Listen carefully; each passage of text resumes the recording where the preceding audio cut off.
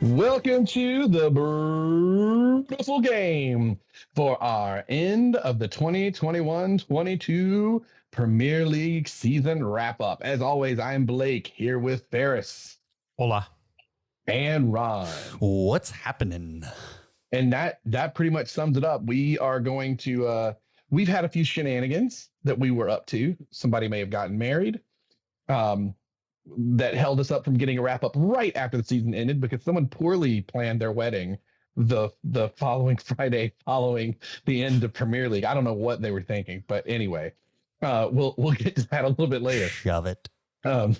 So we're gonna go take a look at a few of the highlights before we go into some of our picks for the season. But we're gonna talk about, man, what a hell of a roller coaster ride, as Ferris wrote pretty well. On the last day of the Premier League, we saw Man City win the title over Liverpool. Same time, we saw Burnley go down the back of the Great American Escape in Leeds. Probably one of the best last days of Premier League since I've been watching. Maybe since I've been watching. It was a good one. Absolutely. Yeah. And let me do my best Ferris here. Well. Despite year Manchester United had, they will still be playing in the same European competition next season as Arsenal Football Club. Nope, not the Conference League, just the plain old Europa League. God, I really wanted you guys to get in the Conference League and win it so bad. Oh, I did too. That last day I was like, come on, Conference League. So I can't wait to see Ronaldo do a sue but... in like some random Uzbekistan or something. Exactly. Third up, we talk Heung-min Son wins the Golden Boot by scoring 23 non-penalty goals and helps to get his side back into the Champions League, yet isn't included on the PFA Team of the Year. What the I agree. Makes zero sense. Whatever. Yep. No, it makes no sense. Whatever we do next season, I really want to say this one. No more Arlo White on NBC coverage. He's gone Saudi. I'm sad about that. I'm not even sure. Yeah, I mean, I guess we'll get to that when we get to that. Sorry. It hit me so hard I wanted to talk about it. And the last thing we do before we wrap up the rest of Europe is we're gonna go through our bests of the season and look at how our predictions held up. And boy, I can't wait to see that because I don't remember a lot of those things very well. I think I did poorly. And see who won our Fantasy Premier League contest. Tell you what, it wasn't the three of us. No. And then we'll reminisce on the fun we had in Ontario, Canada for Ron's poorly scheduled wedding before quickly closing out the pod with a little last La Liga's roundup of the season. So first up, the Premier League. Oh, sorry. What am I saying? I'm so excited to talk soccer. We got to get to the beer. Yes. Yeah. We need a beer before we start to talk soccer. Come on now. All right. It is true. We got to get to the beer. There was a lot of beer featured at Ron's wedding, actually. Oh, God. Yes, there was so much beer. I brought more beer home than I went with, and I went with a lot. Yeah, that'll pretty much be the beer news of the week. Should I go first since you guys are there together in Orlando? Sure. So speaking of Ron's wedding, I held on to and didn't try it yet, my Great Lakes Brewing beer that he gave me as part of the groom's gift. The what was this one called? The Burst. Their New England Pale Ale. And I have it in my handy dandy cool metal aluminum koozie thing like that was also in there. Ron also left a prank in each of our gifts, but we'll talk about that when we get to it. Yeah. You're welcome. But I'm very excited to try this. The art on the can is so rad. Like it's this very comic booky vibe. It looks like there's like a jet that's been drawn, and it's got that old school like 80s dot matrix looking coloring. And it says the Great Lakes Brewery Burst, a New England Pale Ale, our planet under threat by unseen enemies like bland tasting beers, once again saved by the hop rockets of our unsung hero. The hop rockets. Love it. That's awesome. Ingredients: water, malted barley, wheat, oats, hops, yeast, and all looks like it's hand lettered like a comic book. Serving temp 3 to 5 degrees Celsius. Well, I don't know what that is because we don't do that around here. And that's true. You're not wrong. And it's a New England Pale Ale. Let's see, 4.5% alcohol by volume, handcrafted. And this is Toronto, correct, Ron? Up on the Great Lakes? Yeah, if I'm not mistaken. Queen Elizabeth Boulevard. Perfect. So I'm very excited to try this tasty beer. Figured it would be appropriate for this episode. Awesome, man. We might have one from Toronto if we get through the one that we're about to have. You should have one from Butternuts. So I noticed you left that off the damn list. Oh, oh God, please. Oh, we should do that tonight. Oh, yeah, man. you ain't kidding, Ron. That's not on the content. We stick strictly to the content.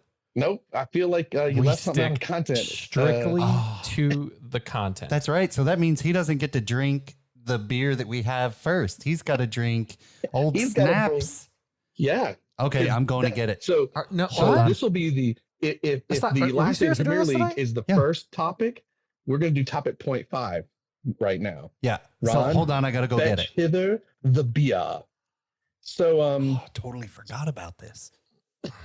For those of you who haven't listened in a bit, that's the sound of him banging his head against the microphone.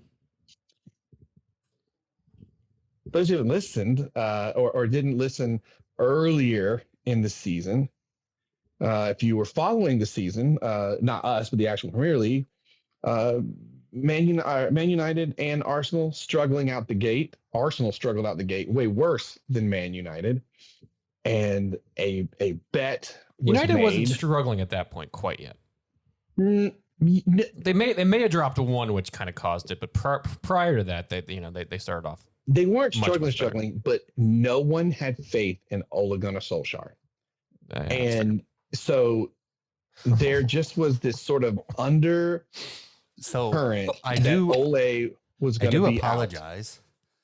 Oh no, it's okay. I'm giving the listeners a bit of background in case they didn't listen or hadn't listened. But Ole was there was an undercurrent against Ole, so I made the bet. Actually, I think Ferris threw down the bet. I bet you a Butternuts Brewery terrible beer that Nikola Arteta is going to get canned before Ole Gunnar Solskjaer does. And the day, and I feel terrible. Ole's a nice guy, but boy, when that announcement was made, I mean, what a great, glorious morning. As soon as I made the bet, it's like everything just went completely upside down. I was like, well, how does this happen? Yep. It all went upside down. Arsenal went on a good streak, and that was that. So this butternut beer is the Red Snapper. It's just Snapperhead IPA. Don't worry, it's a farmhouse. Right. They're all fucking farmhouse. I know. It's Butter Nuts Brewing in Garrettsville, New York. It's the best beer brewed in Garrettsville, New York. We did this from episode, copyright, I don't know when, but we've tried two different butternuts now. First was the milk stout Moo Thunder, which Ferris lost a bet a while ago that the season would end with Man U above Arsenal. They did not, and then he had to drink the Moo Thunder. And so I should be sponsored by Butternuts. You should be sponsored by Butternut Brewing. Yeah. Best beer. For the record, we did try 3 of their beers. 2 were bet beers, and 1 Pork Slap was our intro. Oh, that's the one. I apologize. Yeah, that's the one that Blake and I sloshed through. Yeah. So Ron, you didn't try that. You were so hungover. Yeah, you are. Okay, guys. We the collective. With the royal we. Not only did Ron give me this lovely. What kind of color would you call that? Like it's like a piss yellow. But even like it's a piss yellow if you have had nothing to drink for the past 48 days. Or just Natty Light. I would much rather have Natty Light at this point. I kid you not. Metallic piss yellow. Do you guys want to take a wild stab at when this can was packaged? I'm gonna say packaged in 2016. Okay, Ron. 2018.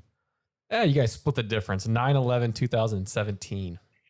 And the other great thing is that since I forgot about it, I didn't put it in the refrigerator. It's warm as shit. Oh my God. I had made the jokes about keeping it warm.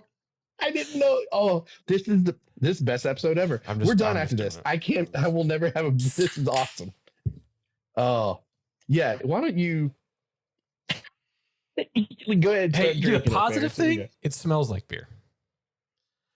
Yeah, but it didn't taste like it. You know what? It's a shame you didn't make your ice cream float out of it. Oh yeah, the ice cream float would have not a farmhouse IPA. God, and for those, if you go back to that episode, this beer made me mad because it doesn't taste like an IPA at all.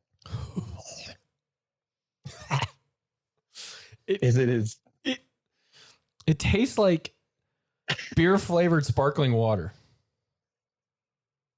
Oh, Yeah. so it's got that metallic vibe. Yeah, on it. yeah. Well, yeah, no shit. It was That's- packaged in 2017. There's probably all sorts of metals in here. I just got blood work done for my doctor and it was all good. This is going to jack that up pretty. Well, from now on, the bets will be over Malort. Oh, I'll drink the hell out of this can right now before I do Malort. Chicago's finest handshake. motor oil. You're supposed to, the handshake. I'm 2 sips down, and that's brutal. That is brutal.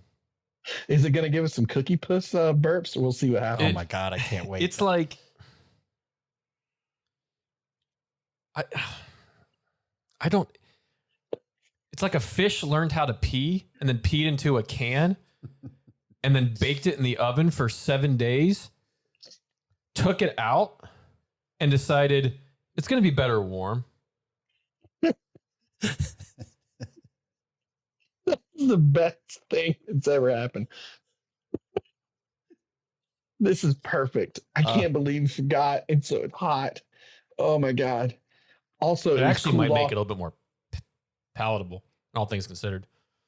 'Cause Well, if this was at least cold, it's it'd be that like, that like A burning. little harder to This get literally down. tastes like if you had sparkling water that was flat, added a droplet of beer flavor, not even like actual hop or anything, just beer flavor. Spun it, circled it around, tossed it in the oven, pulled it out, let it warm. Bingo. With the fish pee. Oh, I like yes, that no, 100%. explanation. Because there was like 8 drops of that opposed to the 1 drop of the beer flavor. Oh God, that was good. Well, Ron, what beer do you have that Ferris was supposed to be drinking right now? God, I forgot about that. How great. Ferris, good on you for just going ahead and opening it and saying, I'm screw just it. doing I'm it. drinking I'm because just this is doing not part of the real beer. Just doing it.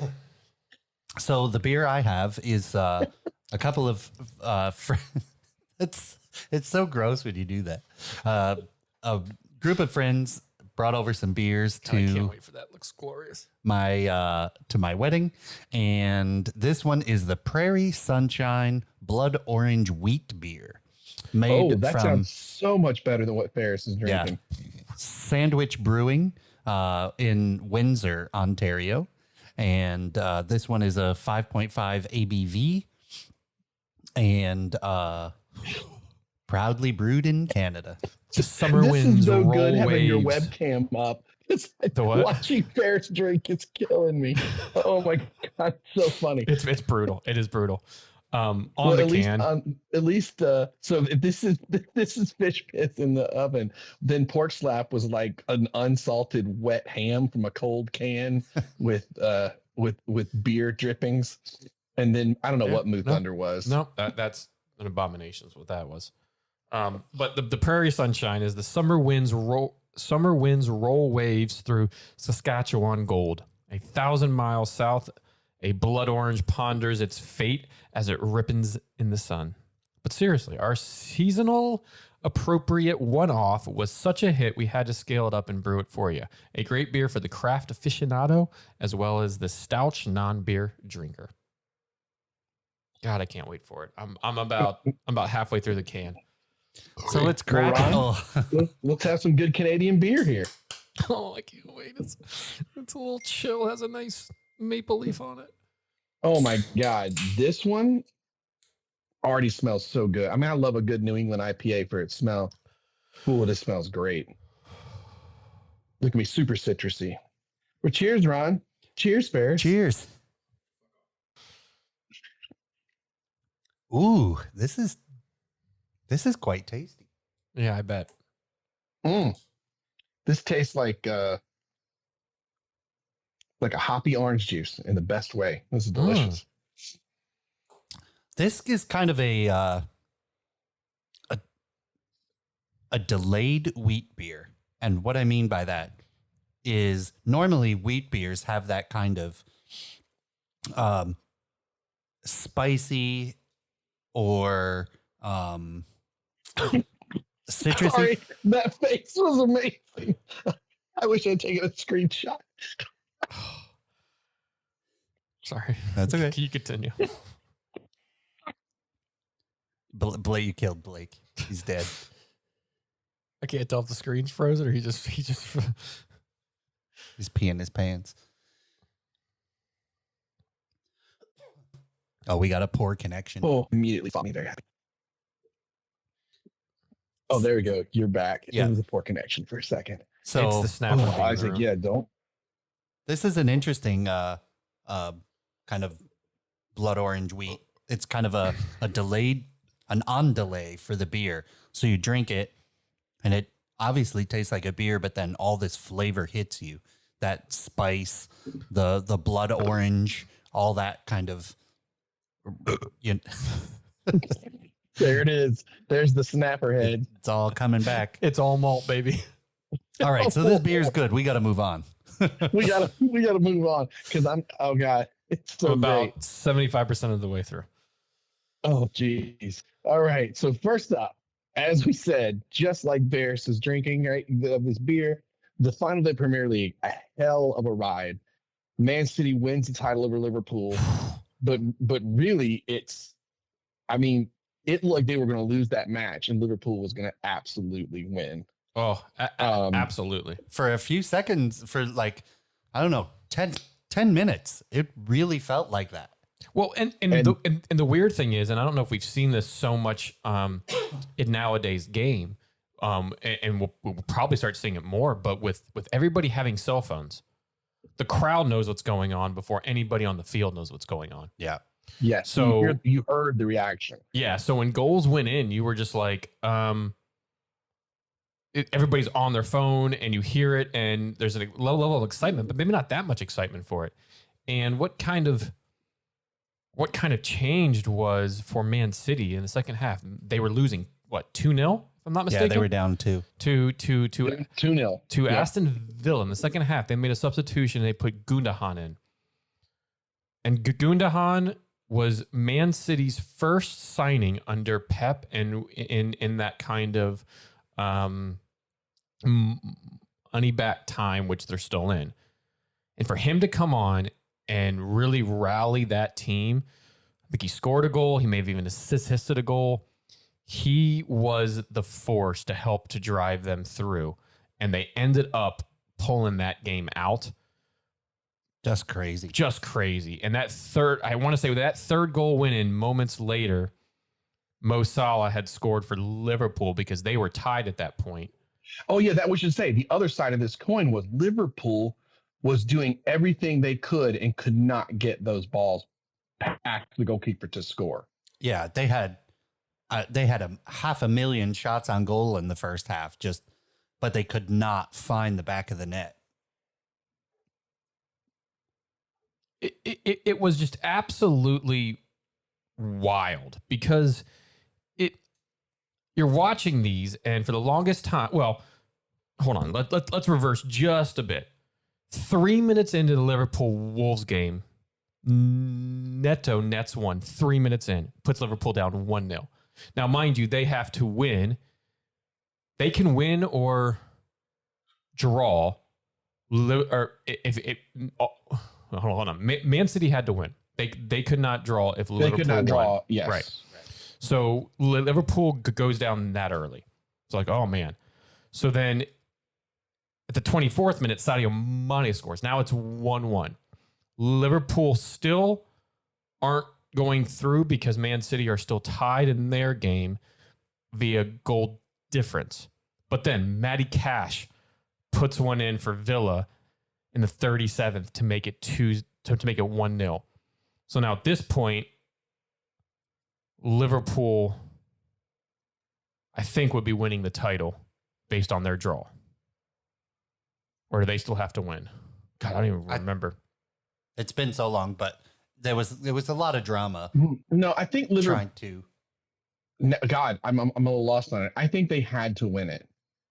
Man City. If they So yeah, won, when Man City was losing, points, right? When Man City was losing, they had 89.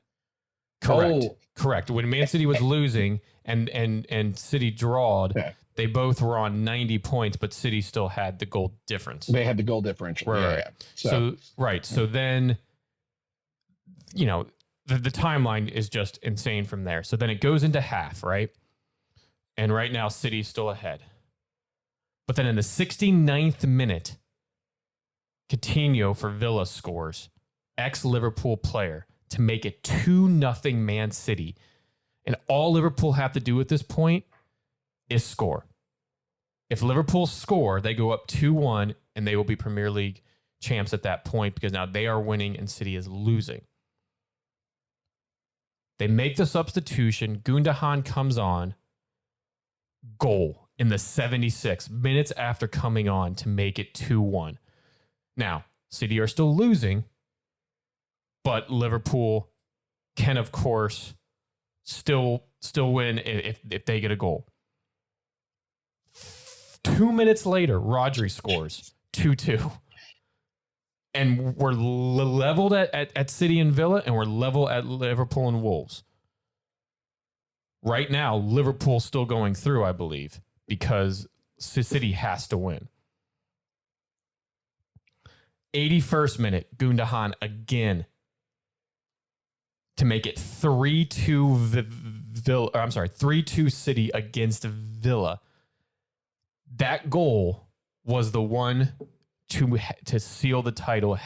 Could they hang on to it? That's in the 81st. In the 84th, 3 minutes later, Salla scores for Liverpool to make it 2-1. But at this point, Liverpool now know that City are back ahead, and they are hoping that Villa draws them up. That did not happen.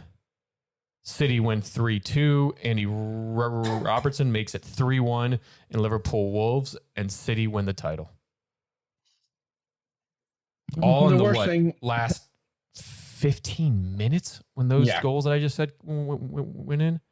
Crazy. It was wild, and it was the thing I think I find the most annoying about it is it made me go, Man City deserved this. Next. Because wow. That was awesome. What a substitution. Their first signing in this building of this super team that they've done starts on the bench, comes in, scores 2 goals, and just turn the goal to win it all, and just turns the game on the head. De Bruyne was still out there, Mahrez is still out there, and I hope they had fun lifting that trophy because you know who was going to win it next year. No, I don't. Newcastle, baby. But yeah, wild at the top. And then down at the bottom. The second half of your bit, Burnley goes down, and then there's the Great American Escape is completed in Leeds. Well, and the Great American Escape happens in the 90+4. Jack Harrison, who, if you remember, was a New York Red Bull product, scoring to make it 2-1 over Brentford for Leeds. And Jesse Marsh, the American coach who was brought in to keep them up, did it because all they needed to do was win. I mean, the skin of his teeth keeps it, but he keeps it 90+4 to keep them up. And lest we forget, we're talking about that puts Leeds at 17th, Burnley at 18th into relegation. That's 38 points for Leeds, 35 for Burnley. Leeds had to win because they had a negative 37 goal differential. Yeah. To a negative 19 for Burnley. And I think that is crazy, man. Even the draw, because Burnley lost, Leeds had to win. Yeah. The draw would have pulled them down. That's true. Because of exactly what you're saying there, Blake. And Burnley just couldn't get off the mark. I mean, Newcastle, next year's Premier League winners, Callum Wilson just kept on going, even after knocking out a tooth in the Arsenal game where he played outstanding. The week before, he scores a pen and then scores in the 60 to put Burnley down 2-0. Cornet came back and made it 2-1 in the 69th. But at that point, Burnley were in trouble. Burnley were in trouble. And there was a late goal in Leeds, which in the 78th by Canos, who properly got sent off two minutes later. And then that late goal. Like what drama for Leeds? What drama for an American coach that really needed to prove himself and came good in the end and showed that somebody with an accent that is not like this in Britain can win games. Well, I mean, there's only a few coaches that sound like that in the Premier League in Britain, to be fair. There's not many. There you go. Ferris killed that snapper head. How do you feel? Feel better?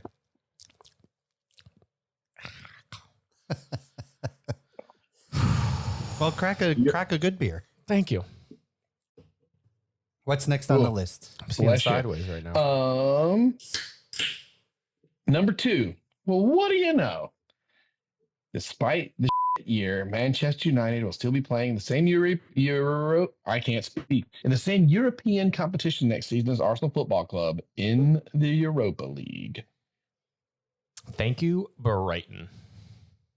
Because Brighton beat West Ham 3-1. Because United lost to Palace 1-0. That's true. That's what made the difference, right? Yeah. Brighton comes through. Didn't Brighton also beat Man U? 4-0. So, you know what? Right. All is forgiven at this point. All is forgiven at this point. And they correct. They beat us 4-0 and then just kept on that roll and just absolutely took West Ham to task, even though West Ham went up first 1-0 via Mikel Antonio goal. But in the second half, it was all Brighton. And that's what you're saying, though. Thank you. What Brighton. a crazy last day. Not just for that top, but all I mean, it was there was stuff all over the table to watch. Yep. The only place that it wasn't, and it's sticking with this is Tottenham against Norwich. You just kind of always knew that. Oh, yeah. After once Tottenham beat Arsenal in that game before, or 2 games before, I should say, Tottenham were always going to be the favorites against Norwich, and they won 5-0, scored early, kept scoring. Son with two goals to help him win the boot. Kulusevski with 2 goals, and Kane. That front three absolutely just took a lot of teams to task in the second half of the season. Yeah, Norwich is not the team that's going to do something surprising. Of that group that got relegated, Watford would have been your best hope for anything surprising against Spurs, and that would still have been extremely surprising. Yeah, and Tottenham played Norwich, away too. woeful. It wasn't at home. Say what?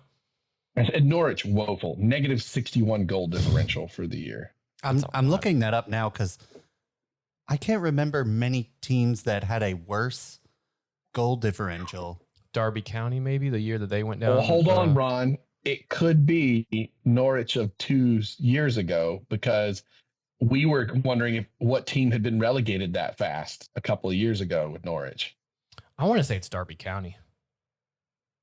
Because Norwich has had 2000s. 2 really bad relegation seasons in recent Premier League history.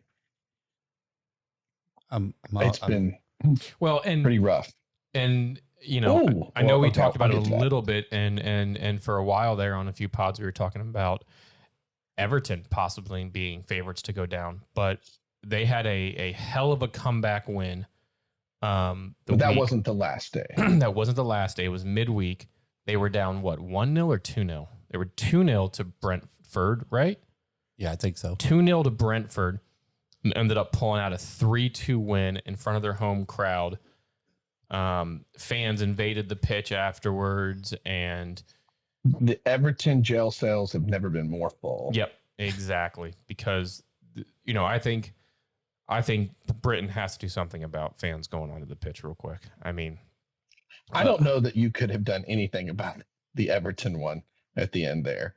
I don't think so either. But when did this become a thing in the Premier League? Think about it. Well, I don't like lumping this one into that, because. But when? What a crazy end to it.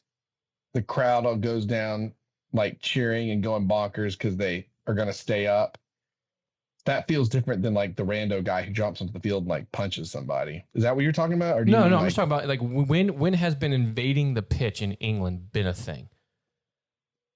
Well, the I feel like- single people have been kind of Correct, doing it, but this is not. forever. But this is everybody. Like with Everton, it was the entire stands almost going out in the field. When has that become a thing? And one in soccer in general, but English soccer prior to this year. I just think this Everton situation was so unique. I find it hard to say it's a thing now like that. Well, we had three in, well, 2 in the Premier League and 1 in the Championship, right? Because when Man City won, people went out and trashed the field and the goalposts. And, you know, there are people on TV taking pictures of their daughter who, you know, climbed up the thing, up the crossbar, and it had already bent and broken. And then Billy Sharp got walloped. In the Forest match. Yeah, in the Forest match. So yeah. this has been this has been a tough year for that. I don't know, other than doing what the Italians did and what they do in South America. They put up those giant nets and gates and all those metal fences. Fences, yeah. So other than that, I don't know what they're going to do to stop them. No, it's becoming a very dangerous thing for the players out there. And, you know, glad, you know, I don't remember seeing anything with too much violence there at Everton or directed towards the that was pretty much celebration players or teams. And, you know, good that they stayed up. The wage bill alone would have made it very difficult to come right back up in the Championship, because Everton were looking in dire straits, and I think we all could probably agree Frank Lampard probably be the first to be sacked come next season. Yeah, probably, because he you didn't do a wanna whole bet lot a to butternuts keep them. No, not yet. Come back to me in about 3 months' time. Well, I know we have predictions to talk about later, or when we actually get to our preview for the next season, but I don't think he's going to be first. Okay. Well, but the point that I was originally trying to get to with that is Everton then played Arsenal on that last day, and Everton already being survived because that game secured their survival. Right. Had they not gotten that win, had they not come back from 2-0 down, they would have been going to Arsenal fighting for Premier League survival. So at that point, you kind of already, you kind of already knew that Arsenal were going to get the win, and that it was mainly going to come down to whether or not Tottenham would actually get that win against Norwich. So 4th place was secured, and then with Brighton beating West Ham, that just secured the 5th and 6th Man places. United gets to go to the Europa League thanks to Brighton. Hey, I'll take it. Real quick, the worst goal differential was the Derby on the 07-08. Yep. Take a guess what their negative goal differential was. 82. Blake? Negative 91. 69. Hey. Nice. So I'll leave it to you guys. So Norwich. God, that was my gut instinct to be funny, and it was the right one. I should have gone with it. Norwich is officially the 2nd worst. Ah, okay. I told you. I knew. Yeah, I was. It's got to be up there. Man. Yeah, you're right. Was it this year or the previous one when they got relegated? No, this year. This one was? Okay. Yeah. Negative 61. Woof. I mean, they might as well just not. That's just rough. Where'd Pookie go to? Yeah, I wonder if he stays. He's still there. This beer is really good, Ron. Man. I'm glad you like it. That's delicious. So, I mean, that was delicious. So we talked about 2, and then the one that we kind of knew before, Burnley, Watford, Norwich, all go down. Everton, Leeds, all survive. And then you have your kind of mid-table there, where Brighton beating West Ham just kind of secured, it bumped West Ham from going into the Europa League and just dropped them down to the Conference League. And then your Leicester, Brighton, Wolves, Newcastle, Crystal Palace, Brentford, Villa, and Southampton make up that 8 through 15 slot. Last that time order. Newcastle is in the bottom 10 for a while, or past the 10th in a while. So we'll see You how think that so? goes. I don't know. See what happens. But well, based on the run they had, good God, we'll see what's going to happen there. Number 3 on the list, talk about Heung-min Son wins the Golden Boot by scoring 23 non-penalty goals. I don't think any of us predicted him. Nope. And it helps to get his side back into the Champions League, yet isn't included on the PFA Team of the Year. Is Harry Kane on that team? That's no, I don't think any Tottenham player was. And you know the person that I would bump off of that for Son. I love him. I got a jersey of him this year, but I would bump him off for Son. Who is that? CR7. What? Cristiano Ronaldo. Great, at his age and what he did, absolutely great, absolutely wonderful. Provided a majority of the goals. I believe he finished 3rd in the Golden Boot race at his age behind Salla and obviously Son, but I would probably bump him off. Second, you could have bumped off Mane for Son. Mane had a great year, but when you have Son who scored 23 non-penalty goals. If Mane were up there, it would make Son not being up there. But I don't understand. No, I think Bernardo Silva could have given way. True, but 23 non-penalty goals. Where you look at over half of Salah's were penalty goals. Right. That's what Son did. And to get the Golden Boot and you get the Golden Boot, I'm sorry, you should be PFA team of the year. Yeah.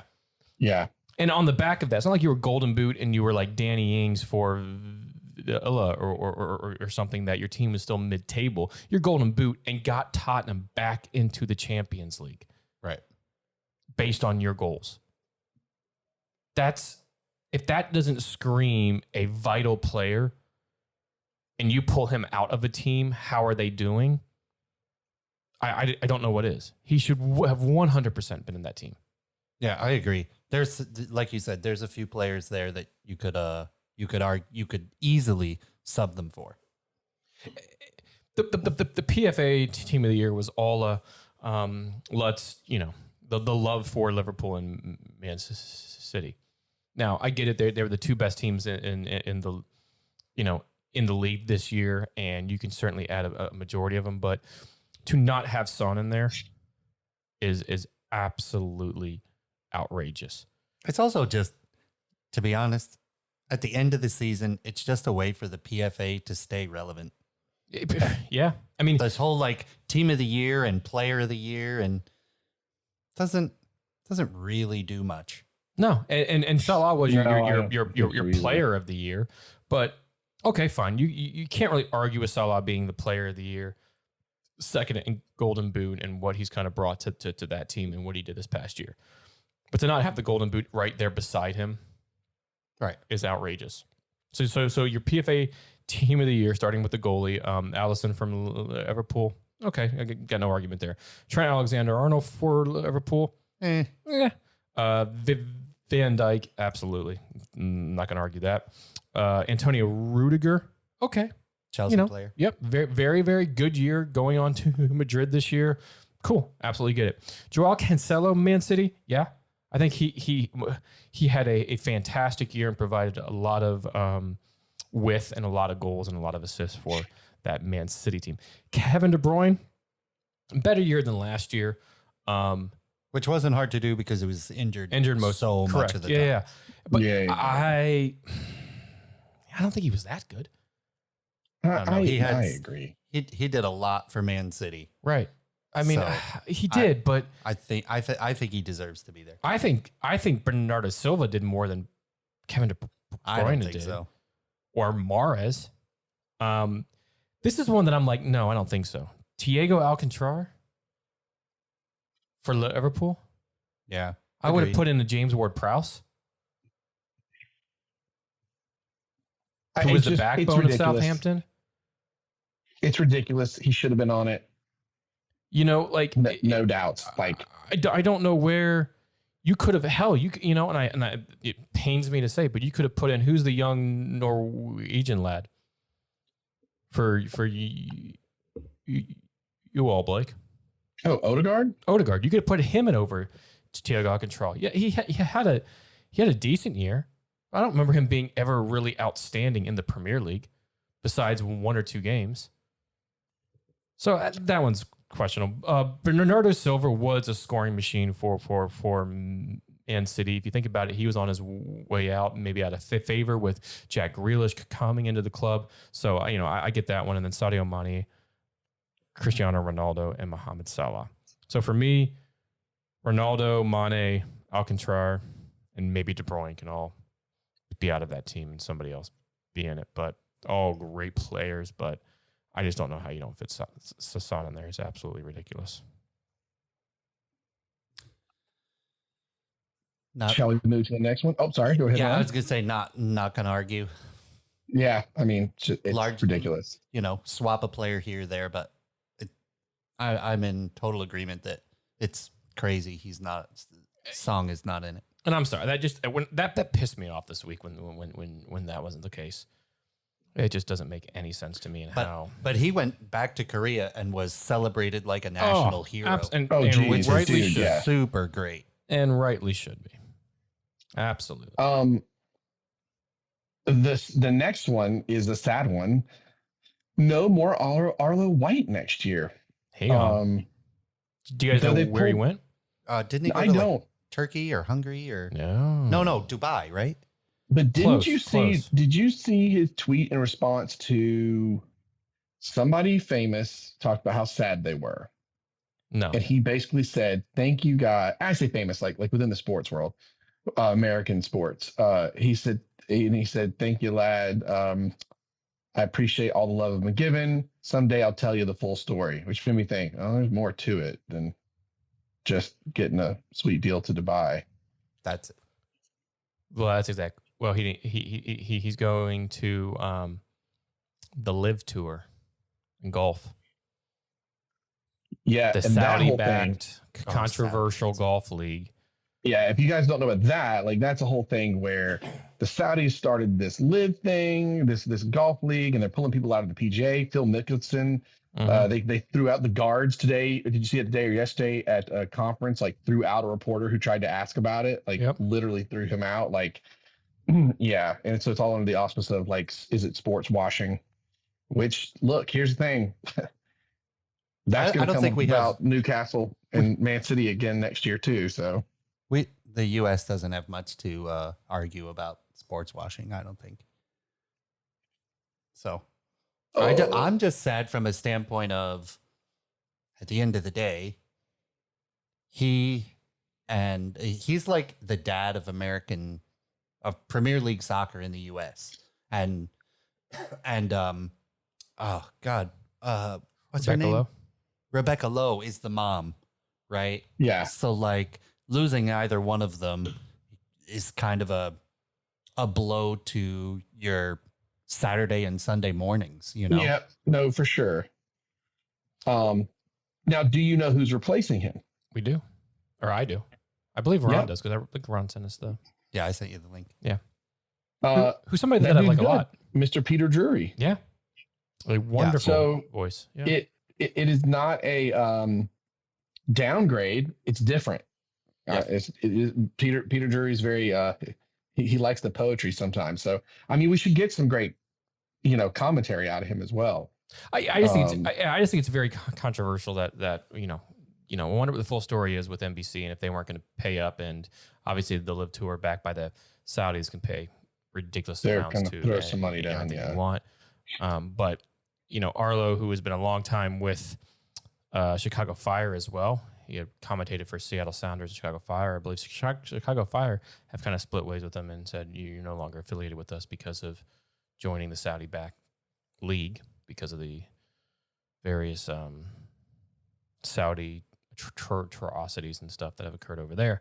So on a bit of a sour note, and joining that is there, I don't think that should be in the back of your mind, but what Arlo, what Ron said, and being kind of the dad of the Premier League for us and helping to grow the game, who has been with the Premier League and NBC for the past 9 years, is quite a blow. And Peter Drury has some big shoes to fill. Yeah, he does, but there are a lot of good things that are said about Peter Drury. Like the Athletic said, while he has a drastically different approach to commentary from White, he has a track record of reading the moment, and if he carries the same tone, it could result in NBC's broadcast getting greater international prominence in the back of his voice. Peter Drury is well thought of, so it could bring, for those who have been around, it's sad, it could bring some new eyes to the situation. And something interesting was also said that even though he's doing the live thing, depending on what happens with the MLS TV deal, if I was someone that secured that, I would seek him out. I would seek Arlo White out. Is Apple looking at that? Dude, look, that's its own other podcast we should probably do. Yeah. I'm sure so we'll much going on about that. It is, man. It is there's MLS. A shocker is really screwing up. That never happens. MLS soccer.com. Now, Their app before, still sucks. Now, Ferris, you kind of already ran through the Premier League table, right? Yeah. Real quick, just to add to that very end thing, if you want more info on Peter Drury and Arlo White, head over to our friends at worldsoccertalk.com. They have some great articles absolutely. on that. And they've got a plus also on the whole MLS TV rights situation. Yes, got some agreed. Stuff. Before we hop off, on a website, The Analyst, I found a fun little thing that posted yesterday. Was it yesterday? Oh, no, today, the 10th. And it was the 2021-2022 Premier League stats you might not know. So if you just don't mind, I want to throw a couple of these out of you because I think they're kind of fun before we move to our picks of the season, as we did in our very first pod. So for this season, we almost saw a goal record. There were 1,071 Premier League goals this season, just one shy of the record for a 38-game campaign in the competition, which was from the 2018-2019 season. A lot of goals this year. Wow. Spurs led the Premier League for longer than Liverpool.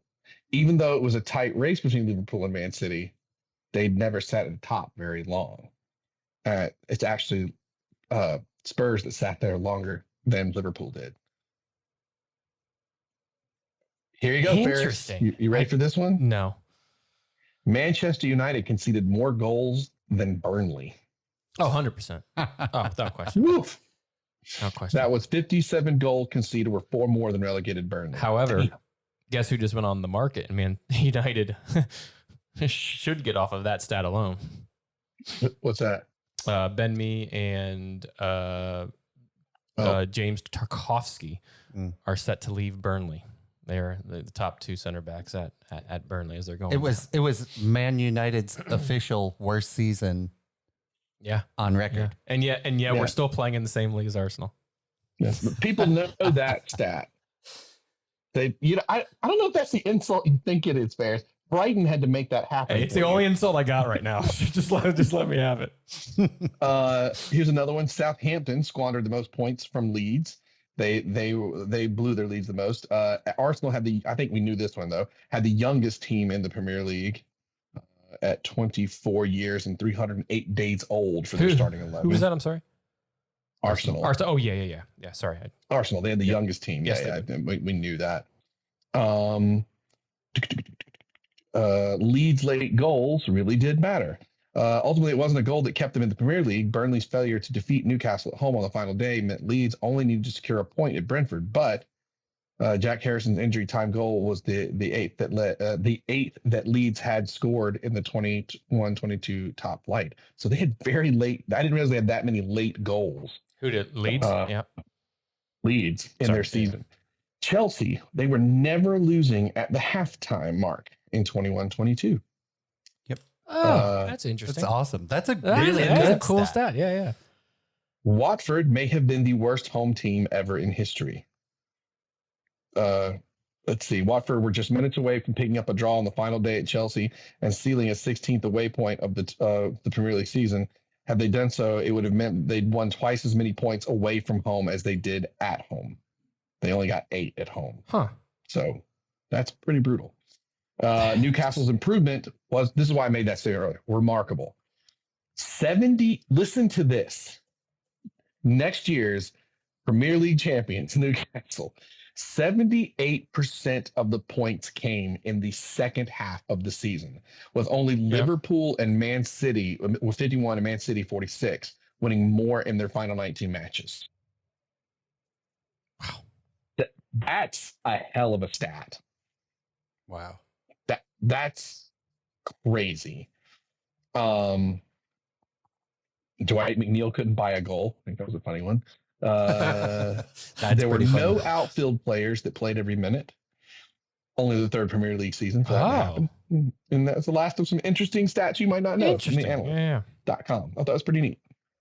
So an interesting stat this year, if VAR, you know, oh my God. Oh, I yes, had this on the tip of my tongue. Okay.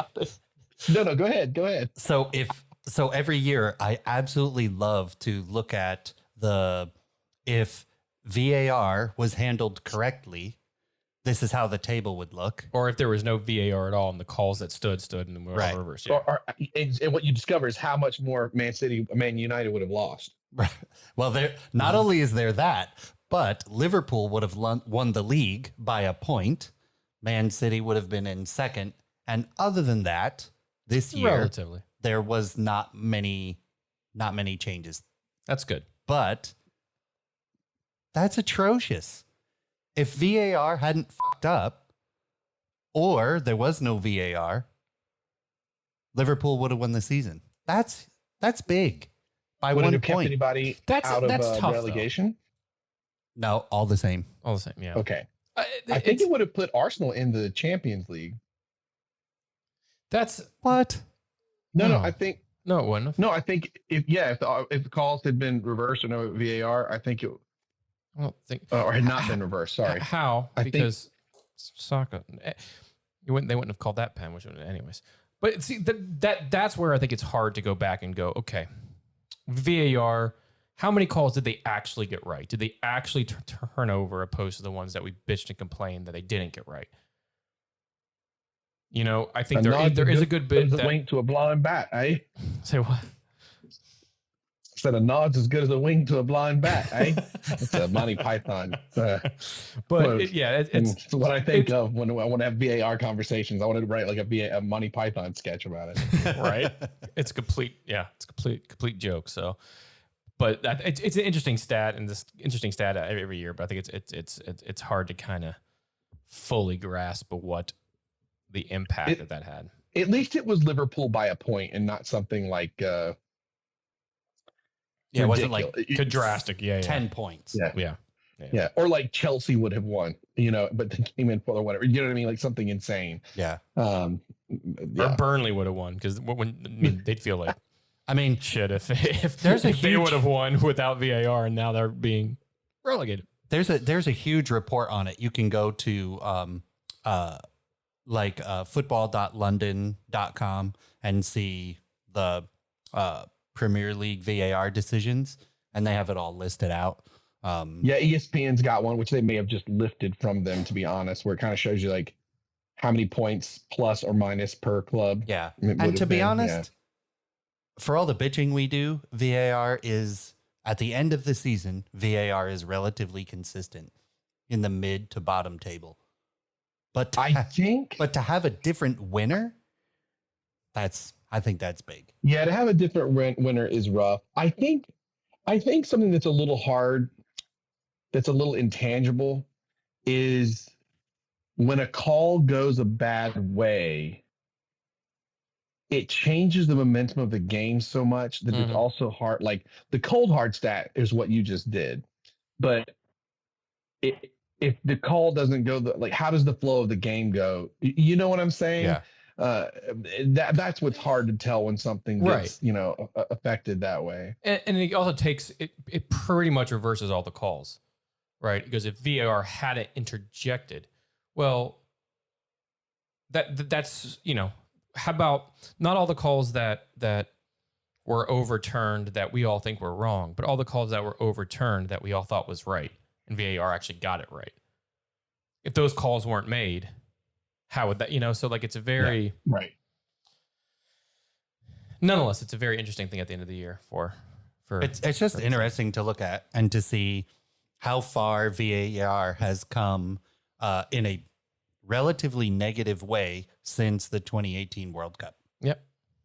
Because I'll even go so far to say it's a VAR and it was close and they ruled it a goal, but it was really close. They look and they look and they look and they look and they look. And in the end they go, oh, it still was a goal. That stopping momentum still could have screwed up the team that got the goal. You know what I'm saying? Like in the old days, they could have scored, celebrate, get back out there, momentum's rolling, but it stops everything for 5 minutes. Right. So even when it still works out for someone, you know what I'm saying? It's I don't know.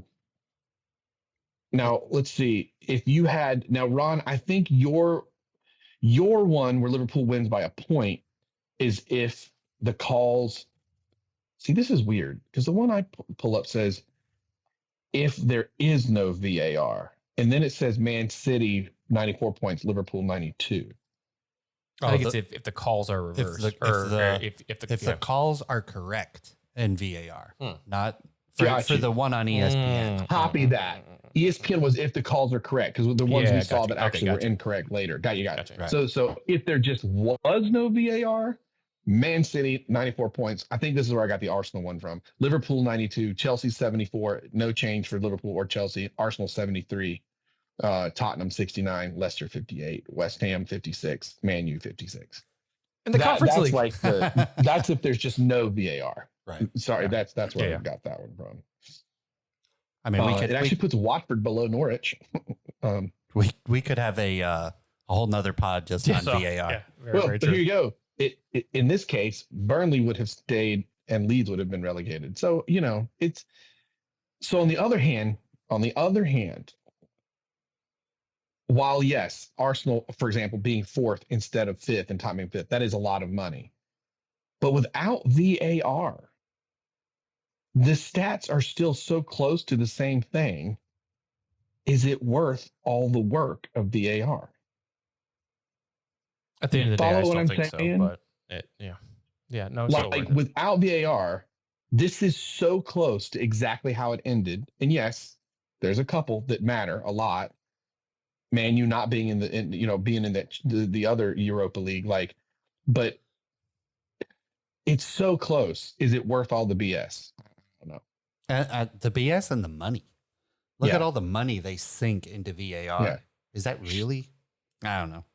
A conversation for another day. Yeah. So interesting. All right. We'll try to get, I reckon, through these a little quicker. We'll see how this goes. We've got our tres momentos, our 3 moments of the season. We started this on our very first pod, which was a wrap up following the Leicester win of the 2015-16 season. Is that right? Yeah. So, all right, our tres momentous. So, how you want to do this, Ferris? Where you kind of lead the charge on these, where we each give one, or we give all 3 each? I think for time strains, we all just go through them. I'll start first if go for you it. want. All right, our top 3 moments of the season, Ferris. Tres mementos. Number one, and more of a personal one for me. That transfer deadline day and seeing CR7 come back to Manchester United after it was rumored he'd be going to Man City, and it brought me back to like the early, days of, Sky Sports sitting out at like the training ground at the airport, like just kind of that transfer deadline day, just breaking news and following post and all of that. And to see one of the biggest names in the world, and obviously biggest names in the sport, come back home to where his kind of career just kickstarted, was awesome. Obviously the United season is something that I want to forget, but him kind of coming back in some of the moments that he provided throughout the season, absolutely brilliant. I think that next day I bought the jersey or what, he's brilliant. So for me, that was one. Number 2, I think it's hard to not have this in your top 3. Not only does Christian Eriksen return to the field, but he returns to the field in the Premier League. Yeah. after what the world witnessed him go through Dude died on the pitch. at the Euros, to come back Like, and perform in the Premier League the way that he did, absolutely unbelievable. And the crowd at Brentford when he returned to the pitch was just a very memorable moment for the entire season. And then the last day. The last day will be something that I kind of remember, and maybe not so much for everything on the field. I was traveling at the time of that, so I was listening to it in my car, and I wanted to stop at a brewery in Athens, Georgia, called Creature Comforts Brewing, which you've had on the pod before. And they didn't open from till Marvel 1. movies, yeah. Yeah, and they didn't open till 1. I got there about 12:30. So I have my AirPods in. I'm listening to the last day. And I see this gentleman, and I have a picture with him, but I forgot his name. I have to go back through text and see what I texted you. But this lovely blonde haired gent that is outside of the brewery making craft coffee of his own accord. And God, that sounds so good. and he was just sitting out underneath of this big awning that was detached from the brewery, and I see him watching. I see his laptop open, and I see a phone off to the side. I'm like, what is he watching? Because he didn't really have anybody coming up buying coffee. I'm like, what's he watching? Sure enough, he has the Liverpool game on one and the Man City game on the other, and we just struck up a wonderful convo, and I asked if I can just sit behind him and just kind of watch the games. He said absolutely, and he shared he used to work at the brewery, before, because I offered to buy him a drink. As soon as he was done, he goes, to be honest, that kind of drink for free in there. I used to work at the brewery. I said, oh no, but him just allowing me to share that last day and watch that, and that's when all those goals went in. Like I literally started to watch it at like 20 minutes until the games ended. So to see all of those goals go in and sit there with them, and this what was so cool is this new Premier League fan that got into the game through the pandemic, awesome. That didn't much know the sport in Athens, Georgia, but during the pandemic really got into the game, and he goes, this has been my my obsession since then. And was loving the game, whether Liverpool won, whether City won, whether, just absolutely loving the game. So did you pimp the podcast? I did. I actually gave him a sticker, if I'm not mistaken. Perfect. Beautiful game. But yeah, those are my trace mementos of the season. Go for it, Blake. Those are good. All right. So first up, So it's tough because we do trace mementos, goal of the season, best player of the season, yada yada. Sometimes there's crossover. Mm-hmm. First up, when the Russian invasion of Ukraine occurred, Andrew Yarmolenko just said it was too much. He had to rest. He said he was always thinking about his family and his people. So he was benched, and not played. And then about 3 weeks later, West Ham needs a goal. Moyes puts him in the pitch, and he kind of is around the penalty spot. Benrahma shoots him up. Benrahma, thank you. Has the cross straight at him, and everyone freaks out as he spins around his man, and Yarmolenko puts that goal in, and he runs to the corner, slides on his knees, starts weeping immediately. The team gets around him and hugs him. You're looking at the pitch or looking at the crowd. It doesn't matter who's rooting for who. Everyone's like applauding and clapping. That was awesome. Very cool moment.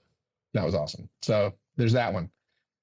Mine are all about crying. Number 2 is an addendum to Ferris's, and it's Christian Eriksen's actual goal against Chelsea that day, because it was he got subbed into that match, right? Yeah. Yes, he did.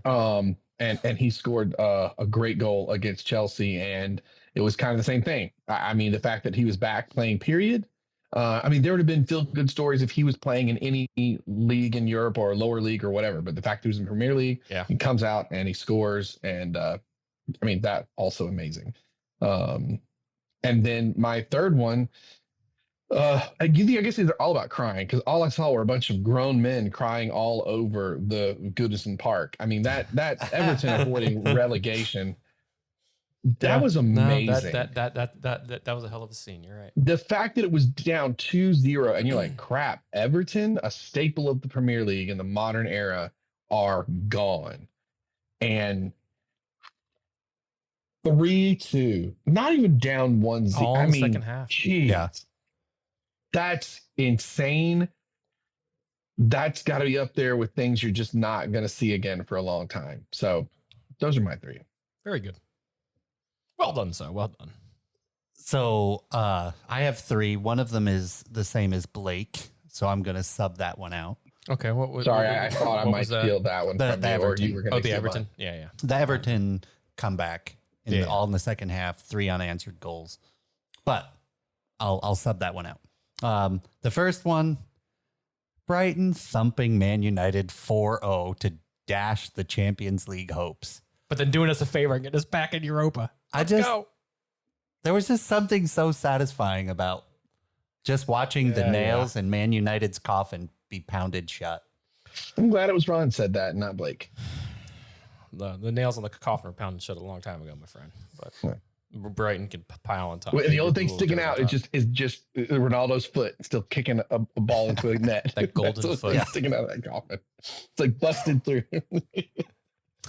The next one was Lukaku's plea to Inter fans for forgiveness, which essentially sealed Lukaku's career at Chelsea for this season. Yeah, you're right. Yeah. What a bizarre God. Yeah. Man, that's a good one. That's I love at the end of the year, it's like Lukaku says he wants to leave to go back to Inter. Well, no shit. That's what that's what he said back in November when he did this. Yeah. Like, oh, really? I'm surprised. Wow. Yeah. Those are good ones, gents. I'm not done. Sorry, I'm writing down your. No, swear Ron's word. got one more. Oh, you're fine. Because he had to sub one out. Oh, he subbed one out. Okay, I got you. So he put the 6 man in. Yeah. He subbed out the Everton relegation. Okay. Yep. Sorry. The last one is also a Christian Eriksen one, but I think you're talking about the moment where Christian Eriksen tangles with a Norwich City player. a United loanee, Right. Brandon Williams. Yep. They tangle, they both fall to the floor, and what was his name again? Brendan Williams. Yeah. He gets And up he's young. with such piss and vinegar in his attitude, and he's ready to brawl. It looks like the Tampa Bay Lightning versus the Rangers. Yep. The gloves are coming off. Brandon Williams. Yeah. He rolls over with Christian Eriksen's kit in both of his hands. And then he realizes who it is.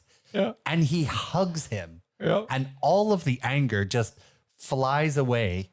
And they have this wonderful little embrace on the soccer pitch. And then they part as friends. What an amazing You're moment. right. You're absolutely right. It was such a flash of the it's just a game. You're Like the absolutely honesty right. of the, Yeah. like it was such a quick flash of that honesty, so quick, so fast. Yeah. That was awesome. Just a wonderful moment Yeah. in that match. Just wonderful. Oh, you're right. That's a great one to end on. Oh, I forgot. I love we all about had a that for Christian second. Eriksen moment. Yep. That's awesome. Yeah. All right, so I guess That's, that's now down to what? Best goal of the season? Blake, you want to go first? I wonder if I'm stealing Ron's. Okay, go ahead. Go ahead. Mateo Kovac's Yeah, stunner Kovac. against Liverpool. That was a stunner. Yeah. Yep, off of Off the corner? no free kick. Well, it's not a season. There's not a ton of great, crazy goals. There's a lot of goals this year, but not, there's no brilliant scorpion kick from Olivier Giroud. There's no I have one similar that's kind of mine. But anyways. all right. But that's mine. Yeah, that was a great one. Okay, so I'll go ahead and share mine. It's kind of 1A and kind of 1B. But the Scorpion-esque kick was about the only thing that Josh Sargent did good at in Norwich. but that kind of like back behind the body kick that hit the crossbar and bounced down and crossed the line. And he wasn't quite sure if he actually scored it until the ref looked at his watch and went, that crossed the line. It's a goal. I think it's probably one of 2 or 3 goals that he scored all season. But like for Norwich, it meant nothing, but just a very like, wow. Like we have to be the only best goals list that dude made it into. Right. Not true. It was on NBC's top 25 as the number 25th goal. On stage 25. You know what? Now my other one was actually number 5 on there, and that was that Ronaldo strike against Spurs with Tom Brady in the audience, which was you just watch that ball and that was on the volley. Sidekick no, on the it volley? was a little who poked? Was it Jesse Lingard? Somebody played it to him in the center, and it's like Tottenham forgot who he was and didn't really want to like close him down or guard him, and he just took a strike and just that ball had movement, but you know when you hit it so well, there's no spin to it. Yeah, it's like a knuckleball. Yeah, and then come to find out, Tom Brady was in the stands, so he had one goat watching the other goat, and it was just. They went on to win the game, and it was just a hell of a strike. And you're just like, man, at his age, doing it in the Premier League, what a goal. The season did not have a ton of crazy, amazing goals, but boy, it had some good goals at distance. Yes, it did. Being one of them. Yep. Mine is the same as Blake mentioned, off a free kick that is punched away by Liverpool keeper Alisson out to the edge of the arc. Kovacic on the back pedal with a volley strike. Hits the post, ricochets into the back of the net. Yep. Yeah, and it was a high punch too. It was like somewhere over the rainbow, kind of. Yeah. That was another one where that ball like didn't move. Yeah. It was just kind of it's beautiful to watch. Honorable goal mentioned that was a lot of people's first this year. That Mo Salah goal against City, where that footwork, that just picking a City defense apart, that just absolutely, like, you know, you guys know, and everybody listening to the pod knows that I'm not the biggest Liverpool fan, but God Almighty, you can appreciate what Salla does and how he goes about the game, because that goal was absolutely brilliant and it made it 2-1 at the time. City ended up tying it 2-2, which actually takes it to my game of the season. We'll kind of skip a little bit ahead, but that was my game of the season. You're throwing it off. That's the game of the season for you? That was the Liverpool City game. That was 2-2. I believe that was their first time they played or earlier in the season, and that was just a battle of two titans going back and forth. The goal scorers like Salla and De Bruyne, and just absolutely just a very highly anticipated game that lived up to it.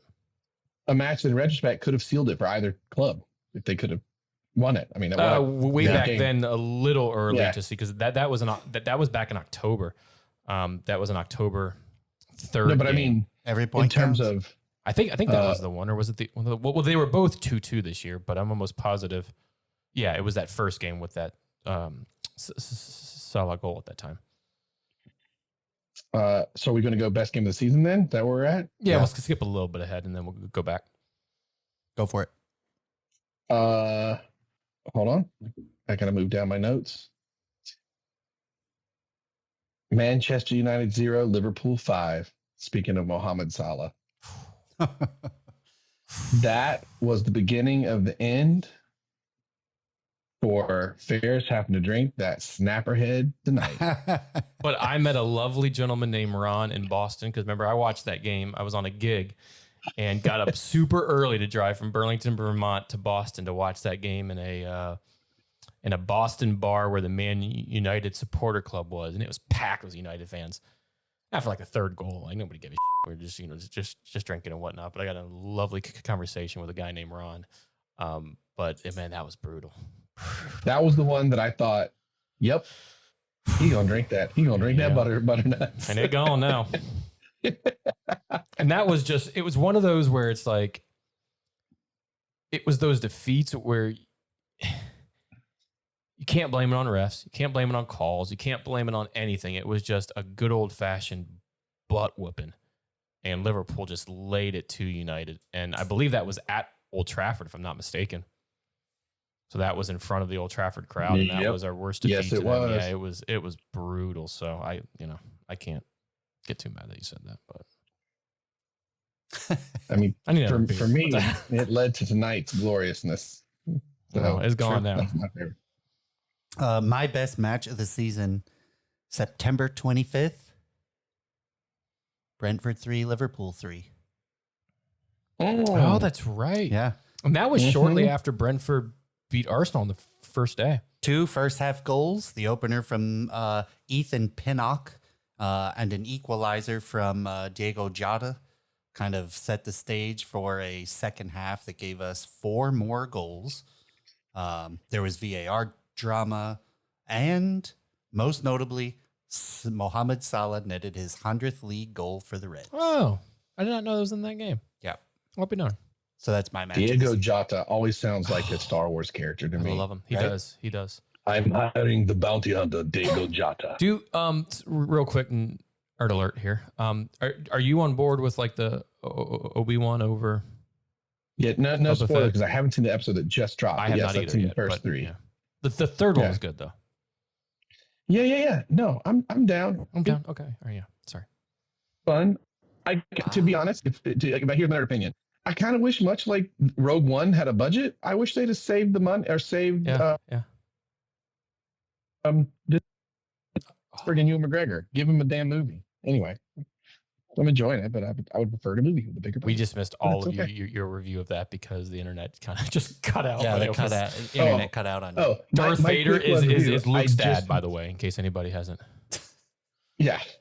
No, my quick review is just I wish they actually made a movie of it like they did Rogue One and not a TV show. Put some yeah, more sure. money behind it. That's what I would have preferred. Fair enough. Ferris with the Star Wars Nerd lingo alert. and chat. Yeah. He's always making fun of you about it. Well, that's when we go off on like Yeah. Lord of the Rings and all this other nonsense. That's like, hey, let's spend 18 hours trying to read a book. Anyways. Well, that is how you read a book. I mean, Yeah, no, I know. I meant to say like watch a movie that it was a book, but shut up. I had Snapperhead earlier. I'm not accountable for anything that I say tonight. Amazing. So I guess that brings us player of the season and then best player of your club. Ron, go ahead. Oh, right. I got to go back in my notes again. All right, let's do this. All right. So if I'm going first, player of the season. I'm sorry. Ferris is not going to agree with me. Why? Kevin De Bruyne. Oh, you're right. I'm not. He just plays anywhere, has great vision. Oh, he's great brilliant. Yeah, positioning. He plays deep. He roams the midfield, Yep. long range drives. He takes on defenders like no one else in the Premier League currently. He's strong. He's quick. He's smart. I think he's the player of the season. My best player for my club, also not popular choice this season, N'Golo Kante. Oh, always like Huh. yeah. No other midfielder like him. He was injured a bit this season, but he hustles that midfield. He rides bikes and he has a Mini Cooper. I don't know that I would argue for him, but I can't argue against No, him. that's It's a good exactly. choice. That's a very good point, Blake. Yeah. Hassles and controls the midfield like nobody else. And when he is in the midfield and the other team has the ball, he is a heat-seeking missile. Like, he is just right on it. His vision for passing the ball, his distribution to the wingers, like, he's just awesome. And Mason Mount, who was the Chelsea Player of the Year from the club, yes, he was great and scored clutch goals, but he wasn't getting there if he didn't have N'Golo Kante. So Fair enough. Ding, ding. Fair enough. those are mine. I guess Is it me? Is you? No, I'll go next. You were having some beers, so, it's for me and what I've said so far on this pod. I think it's hard to argue with Son. I think player of the year to score 23 non-penalty goals. Think about that in a modern game, and usually the penalty taker is your Lewandowski's, your Salah's, so on and so forth. Or Jorginho's. Jorginho, well, yeah, a little bit different in Chelsea's case, but to do that, to win the Golden Boot that way, and to help a team who also fired their coach halfway through the year, get back into the most prestigious club tournament in the world. I think it's hard to argue, and we've gone over why my thoughts on yada yada yada. But anyways, player from my club, Diego Dalot. What a muppet! He absolutely no, I'm kidding. Player from my club. Most of you would think I would say Ronaldo. I think David De Gea was my player of the club for Manchester United. David De Gea. Who? David De Gea. That makes no sense to me. I don't understand this. Why? Really? Yeah. Do you not see half the saves that he kept us in games? I just feel like yes, It's 100%. better than Maguire. And also, if you remember at the end of last year, that other kid, Dean Henderson was thought to overtake De Gea in the season because he played a majority of the games under Ole last season. For De Gea to come back and play every single game, to play the way he did, to keep us in so many games, any of those big defeats like your Liverpools or Cities where we got beat 5-0 and 2-0 was not his fault. It was not his fault on goals. He also had Maguire in front of him defending. God bless that man. He also had Diego Dalot on one side. So with no central defensive midfielder, I love Ronaldo. Yes, but David De Gea for me, and a slight Spanish brother shout to Juan Mata, who is sadly leaving the club and had one hell of a sad video that he just put out, a farewell to Manchester United. Can you guys hear the car alarm going off outside my apartment? No. Did a bear steal the car? See, that's what's funny. When you hear a car alarm here this time of night, you go, who left McDonald's in their car? Because that's what happens in the mountains of Tennessee. I think it probably stopped. I was about to reach over and grab my own keys and go, please tell me. I thought it was going to be a dad joke before right now. A car alarm going off at Or Manchester it's United. Or it's Blake's, yeah. Yeah. Those are my players this season. Nice. I think we're safe from Bears now. My player of the season we're doing the Premier League first, right? Mm-hmm. Yep. I'm gonna go with Mohamed Salla because Can't argue with that. He's fantastic. He, by all accounts, seems a real straight up dude. Look, he's got tons of accolades and stuff. Don't get me wrong, I understand that. He's won the Champions League, he's won the Premier League, but losing out on AFCON, the Champions League, and Premier League this year, when certainly those things had nothing to do with him, it's just brutal. He's so good, and was the the bridesmaid, but not the bride this year. Making it through, and we're just super super brilliant. I do want to tag on a quick thing to Ferris's Son statement. For Youngmin Son. Here's a stat for you, Ferris. Mm-hmm. Spurs are 2 wins, 1 draw, and 6 losses in all competitions when Son doesn't play. I'm sorry. Say that again. When Son did not play for the Spurs this year, they had 2 wins, 1 draw, 6 losses. There you go. The 2 wins were over Morecambe and Leicester City, by the way. So anyway, just more for the reason he should have been.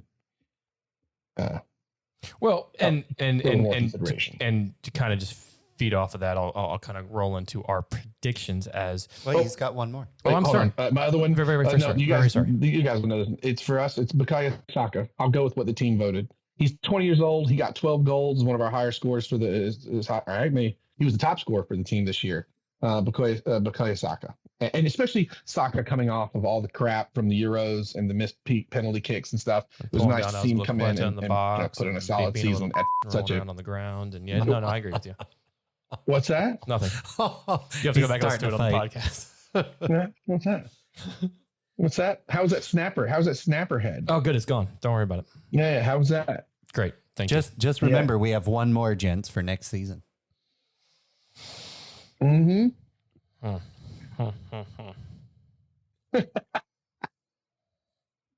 anyways, good selections, lads. Well, I was going to say, as we kind of roll on to our predictions, because we've kind of failed to say that, yes, while Son won the Golden Boot, it was also because of his assist. Both him and Salla had 23.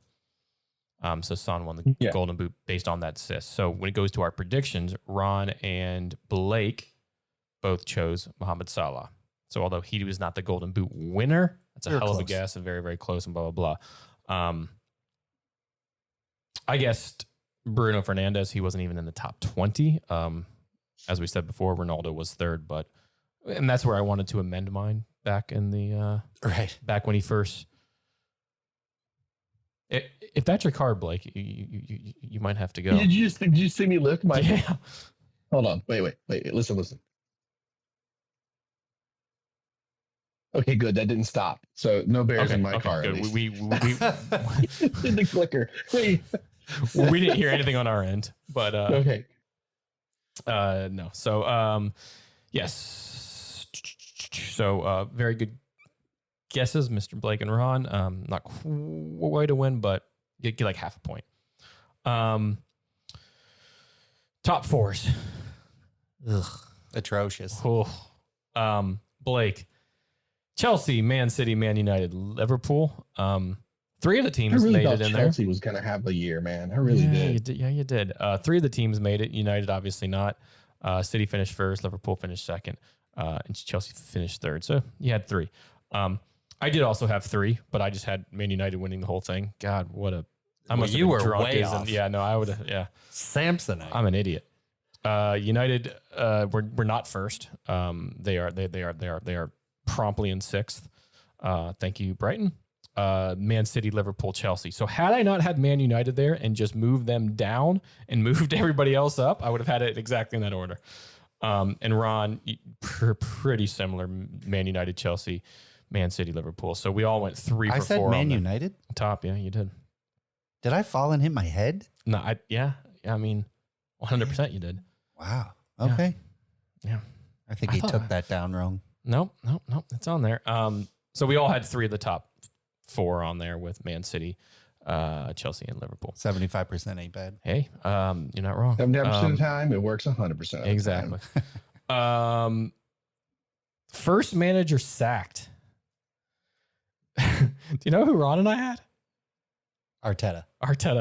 Yeah, we did. Yep, sure did. You were wrong. Still in a job, surprisingly, although he sent his captain and ostracized his captain and got in fights with Klopp and postponed games when didn't need to be, but that came and bit him back in the ass, so all's good. Anyways, we're going to move along. Blake, do you know who you had? The season with more points than he had last year, baby. Go on. And you're still in the same tournament as a shitty Man United. Who do you think you guessed was the first manager sacked? Did I pick Lampard? No. You did not. I like Frankie. You had somebody from the club that always sacks people, and you were 100% correct. Oh, Watford. Yep. God, you went chalk there, managers, right? and it was brilliant because I believe you even said on the pod, you were like, "It's Watford. They always sack somebody every week, so it has to be them." And yeah, Zisco Munez. I don't know if I'm saying his name 100%, but Blake, you get points for that because you did pick him, and that was the first. Oh yeah, it was Nunez because people were like, "We should get him as a manager at Arsenal." Right. Oh no, not the one from Spurs. Not that one. That's who you're thinking of. Oh, right. The Watford Munez, not Nunes. Yes, not Nunes. Nunes, yeah. See, couldn't remember. I was like, it doesn't matter who it is. It's just exactly. Watford. So somebody, manager is. And you are 100% correct on that. Getting relegated. Blake, you had Norwich, Southampton, Crystal Palace. I mean, 1 out of 3. Norwich was a good guess. Both you and I both had Norwich. I had Brighton and Crystal Palace. Man, Brighton saved us from going to. You know what? That's Palace really had a big turnaround. Yeah. Palace absolutely did, and under former Arsenal player Patrick Vieira, they did quite well this year. So Blake and I only had Norwich.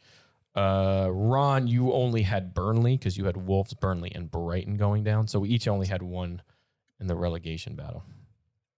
Leicester-ish prediction. Which Which I don't even think right. Ferris can actually do. Yeah, he screwed it up. But No, I anyway, didn't. go ahead. Not always. this year. Not this year. Come on. But we browbeat you into changing it. Okay. All right. Okay. Listen here. Mine was absolutely ridiculous, especially considering what happened 2 matches left in the season. I had Everton to make the top 4. Boy, was I wrong. Boy, was I wrong. Hey, that's a bold Leicesterist prediction. That is Ron, you had Brentford to make Europa League. No, that's Man United, baby.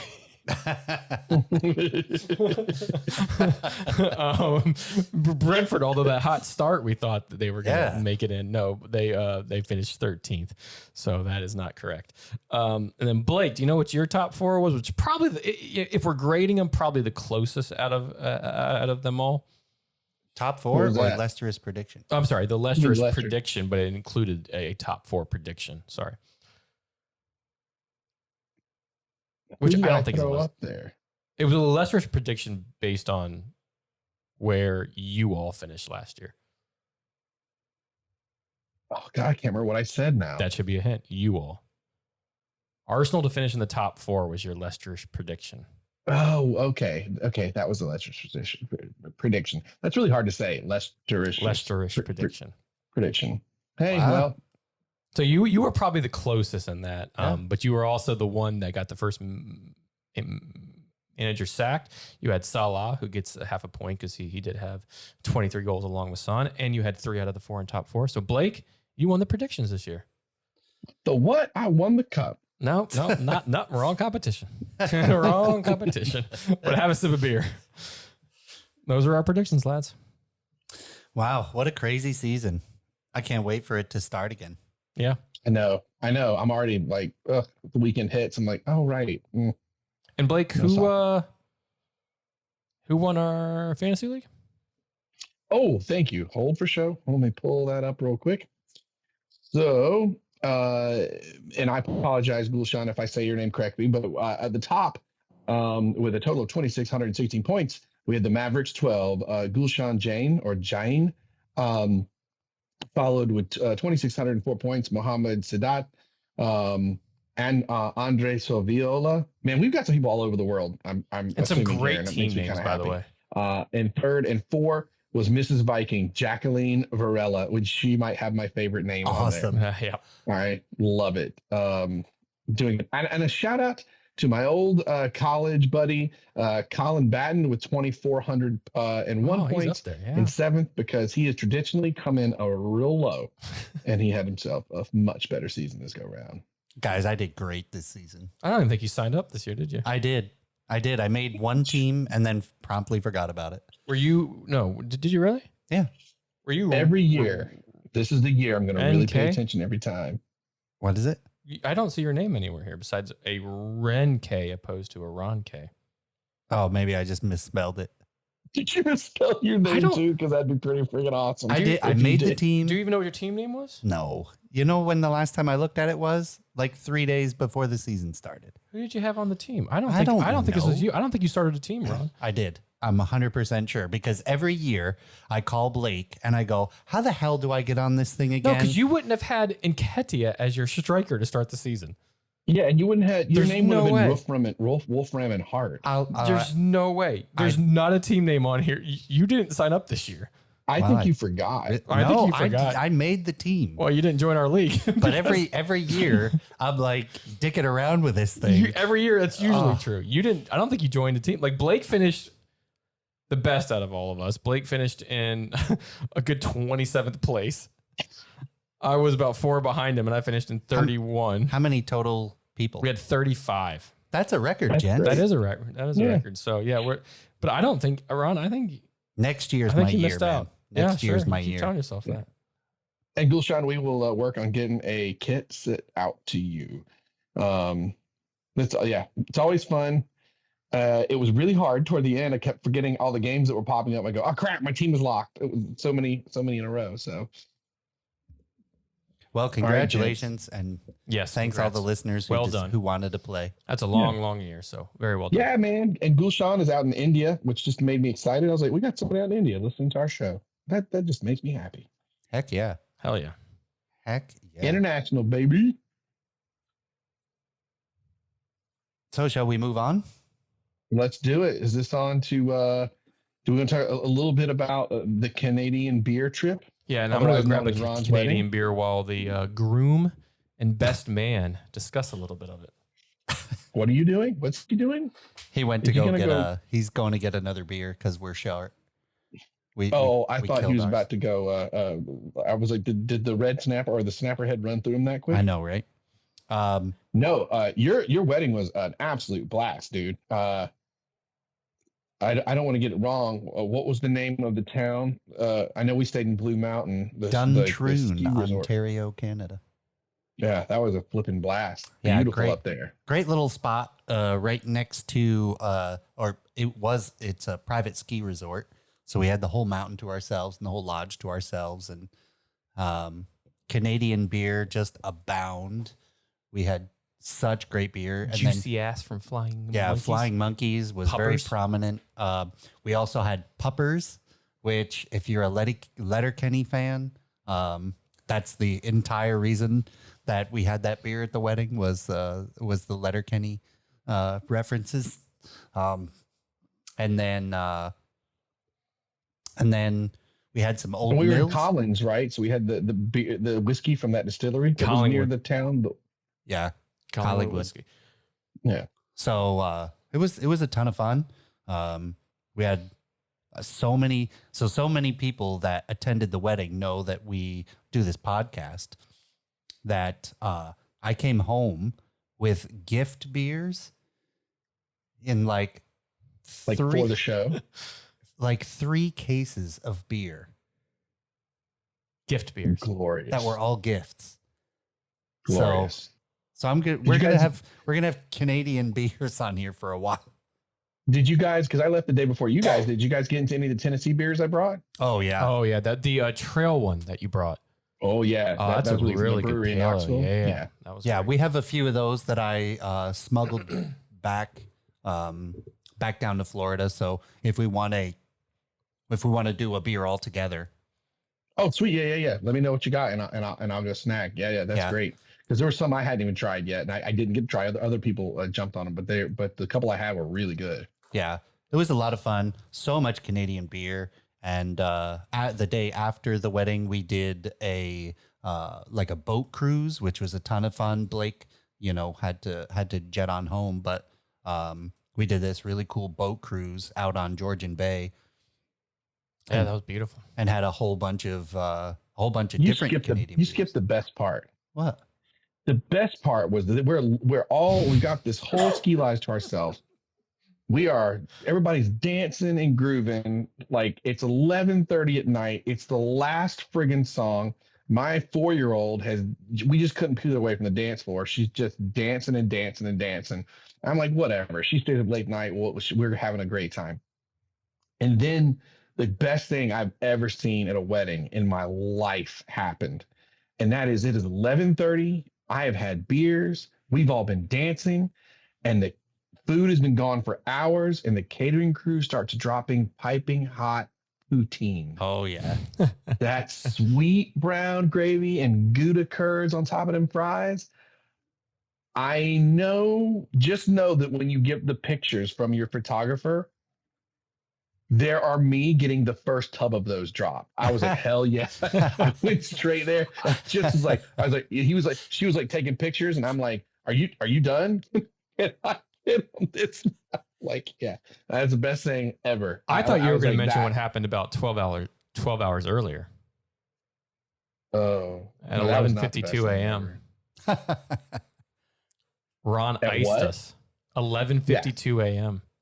Yeah. Yeah, we got iced. We'll let Ron explain what that crap is. So very, very long story short, there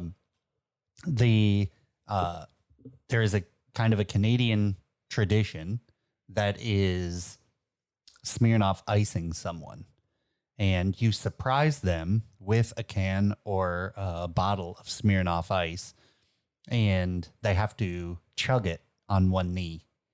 Let's be clear. This is a tradition of the family Ron married into. Yes. It's hysterical. Yeah, and they're Canadian, so Ron's mother-in-law iced her son on the dance floor. Yes. It was She was an brilliant. She was an ice mule. It was brilliant. She was like, I think there's something wrong with my dress. Can you check the back? And he looks at her and he's like, what? Okay, turn around. And sure enough, there's just a Smirnoff Ice back there. So he has to I check. think what I Mother-in-law was a said- Smirnoff ice mule. That is brilliant. What I said that one of your groomsmen, Scott, I think blew Smirnoff Ice out of his nose while he was trying to chug. Is I was trying to chug and I could not. I had to stop because it was like chugging Sprite, hot Sprite. It was so sweet. Oh God, it's so bad. Yeah. And then late, like after Ron gets us, speaking of your mother-in-law, her grandson, Yep. who's how old, iced you. Yeah, And he's, they used he's him. 6. 6, 7. Yeah, they used him to smuggle it. Oh, but I've got he something for played you, it Ron. brilliantly. Yeah, he did. He was really smart. He had it nicely hidden Yep. in his hoodie jacket pocket. And he was just like, hey guys, how's it going? Hey Ron, I have something for you from Aunt Al. And then bang, Boom. Smirnoff Ice. Yeah. It's wild if you've never traveled to Canvas. Drinking age is 6 there. It's crazy. Yeah, it was a good time. We had a lot of beers. I was able to get Ferris over to Flying Monkeys. One of the coolest breweries I've ever been to, by Yeah. far. Awesome beers, great food, good music, good vibe, just absolutely awesome. So Awesome. much Look fun. at a Brilliant, taco brilliant brewery. bar for your wedding food, by the way. That Yeah. also choice. Yeah. Oh, so Very we choice. had beer and pretzels during the ceremony, Yep. but not like rolled gold pretzels, like oven baked pretzels. And then we did a taco bar for dinner, and then a late night poutine to soak up all that alcohol. Man, if I had that poutine here right now, I would destroy it. It's I'd so be good. I destroyed it in the car on the way home after the wedding. I'd be 1,100 pounds if Oh, I had that here. the poutine at Flying Monkeys. Yeah, that was real good too. nice, Clark. Nice cheese curds. Oh, to die for. Yeah, quite a good time. And Barry. We shot a bunch of fireworks, so that was fun, and a good time was had by all. Yeah, it was rad. And Ron and I are going to share a craft beer from Canada right now. A Woodhouse Brewing Lager, Woodhouse Brewing Lager, 5% ABV. Wait, is this Canadian? brewed in Toronto, Ontario. I'm pretty sure. For some reason, yeah, it is. I bought this, but Blake brought one up with a similar looking can. Oh, did he? And so I was confused. At Woodhouse Brewery, we believe simplicity is a good thing. That's why we craft beer, our fresh lager using our choice ingredients and no preservatives. The result is an easy drinking premium lager that keeps it simple and to the point. Not one that we made it to this trip, but hopefully next time. Don't worry, there'll be lots of trips. I'm doing it straight out of the All can, right. baby. Do it straight up because you're on tap, my friend. La Liga's Roundup. All right. You guys all set for this? Yeah, let's talk about Olivier Giroud right out the gate. Oh, I got you. Ladies and gentlemen, boys and girls, children of all ages, AC Milan were able to hold on to their 2-point lead over in-town rivals Inter Milan as the Rossoneri took home their 19th Scudetto. 19 times they've won the Italian league. I just like that it's called the Scudetto. still. Scudetto. Sounds great. Great word. Led by the likes of Rafael Leao, the ever handsome Olivier Giroud, outstanding keeper Mike. Just like I don't know how to say his last name. Magnan, Sure. Magnan. And more importantly, the man, the myth, the god, Zlatan Ibrahimovic, won again in Yep. Italy. Unbelievable. The Red and Blacks won 6 of their last 6 matches to help them see their title through to the bitter end, where Inter did drop one in that kind of stretch, and that was ultimately the decider. And it was Inter Milan that finished second, but they won the Coppa Italia. They beat Juventus in the Coppa Italia. So second, and to win that, pretty good season for Inter. Not quite the Scudetto winning year like they had last year with Romelu Lukaku. So who knows? Maybe they'll win the Scudetto next year when Lukaku goes back. When he comes back. The Scudetto. Exactly. Napoli It finished. sounds like something from like the 1920s. And the boys and girls today are all dancing the Scudetto out in the clubs. Did Ron just fall? I think he tried. I think so. He better not edit that out because I heard that. He's a stuntman. He'll be fine. Napoli finished third, while it was Juventus who ended up clawing the way back. Because remember, they did not start off very good this year, and they were a bit of the ways down the Italian table, but they did make it back to fourth for that last Champions League spot. Yeah, it's pretty impressive to fight back the way they did. I would agree. Ladies and gentlemen, boys and girls, children of all ages, the champions over in Spain were once again Real Madrid, who not only finished above their bitter rivals in Barcelona, but also went on to win their 8th UEFA Champions League by the way of a 1-0 defeat over Liverpool. But do we really think they defeated Liverpool, or did their keeper? I'm getting because there. It's my a good question. It's a very good question. The single goal by Vinicius Jr. in the 59th minute was a lone net bulger to decide the tie. However, it was ultimately the outstanding goaltending performance by former Chelsea keeper Thibaut Courtois, who tallied 9 saves against the likes of Mo Salah, Sadio Mane, and the rest of Klopp's men. 9 saves by the former Chelsea keeper in one of the biggest matches, not only of the season, but one of the biggest matches of all His of club career, football. Man. Yeah. 9 saves. He was on fire in that. And really, he's the reason they won. Not wrong. So yeah, a great season for Real Madrid. Not only did win their league, but won the biggest club tournament in the world. So kudos to them. It was, of course, Barcelona who finished second. And you know what? Kudos to them as well, because when Xavi came in, they were quite a way down the table. So to come back and finish all the way in second kind of speaks volumes to what the former Barcelona legend came in and did for that club. And they could lead the race on a very famous striker who we'll get into in the next in the next La Liga roundup. But to finish off in Spain, Barca finished 13 points behind Real Madrid, while it was the other Madrid, Atletico Madrid, who finished in third, and Sevilla finished in fourth to round out the Champions League spots in Spain. Ladies and gentlemen, boys and girls, children of all ages, despite winning the Golden Boot once again in Germany with 35 goals and helping his side to win yet another Bundesliga title, Robert Lewandowski has not been bashful about his desire to leave the German Giants in the offseason. He could go to Barca, gents. He bored. He's not happy. Yeah. Something's a little wrong there. 35 goals is it's a lot of goals. It's a lot of goals in one season in just one league. Yeah. Well, yeah, I mean, of course. I mean, after he won the, goal of the Ballon d'Or, I mean, he needs to this. If he does not win it, it's so ridiculous. It's ridiculous. Oh yeah. my gosh. That he has not is just a crime. But yeah, just one of the best strikers in the world. And where will he be applying his trade next season? Right now, if Barca can meet the price, because he's not out of contract. That's the thing. He has one more year till he's out of contract. So Bayern would it behoove them to sell right now rather than let one of the best in the world go away on a free. But it could happen. And someone needs to come in and kind of meet that evaluation cost, which right now, because of his age, is somewhere in that 35 to 55. You really think he's going to end up at Barca, the club that has got the most debt in the entire planet? If they can pay for it. Possibly. I mean, it's already obvious that they can't. It's Champions League ball. It's Bayern to Barca. That's, you're going top 5 in the world to top 5 in the world there. Like, who knows? It's obvious they can't pay for it. Well, we'll see.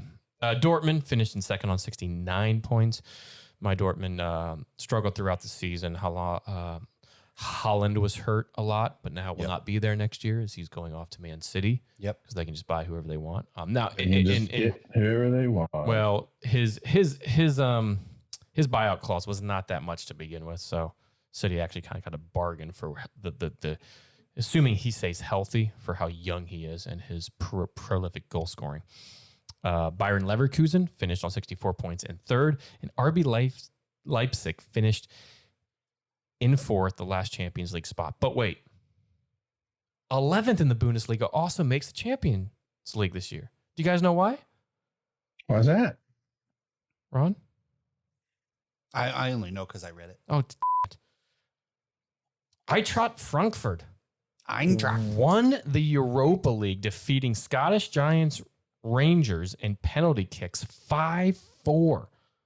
How the Rangers got there was wild. Yes. Right? So, what a run. What Yes. a run that was. And what scenes did the Frankfurt fans put on, not only at the game, but back in Frankfurt were just wild. And the love for that club. And to finish 11th in their respective home league, but to be in the Champions League next year is absolutely awesome. An 11th place club being in the Champions League next year. Pretty cool. How long do you Half think they of last? Glasgow who wears green was praying to the biggest German fans you've ever seen. Right? Rooting so hard for the Rangers not to win that game. I mean, that's a violent rivalry. Mm-hmm. Oh, yeah. Through the decades. Like when I was in Scotland, friends of mine were saying, look, don't walk into this part of Glasgow Oh, yeah. with this color shirt on.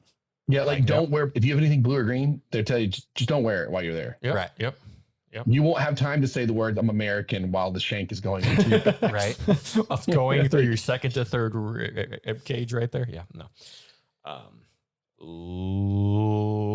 Ladies and gentlemen, boys and girls, children of all ages, what are you guys having to eat today?